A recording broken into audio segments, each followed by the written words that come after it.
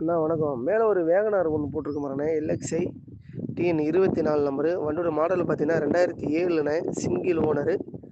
ரீஎஃப்சி 2027 வரைக்கும் இருக்குதுண்ணே. Petrol and LPG என்டாஸ்மெண்ட்ண்ணே. சிங்கிள் ஓனர் வண்டி தான். வண்டி பார்ட்லைன் சுத்தமாக இருக்கும். டயர் நல்லா இருக்கும்ண்ணே.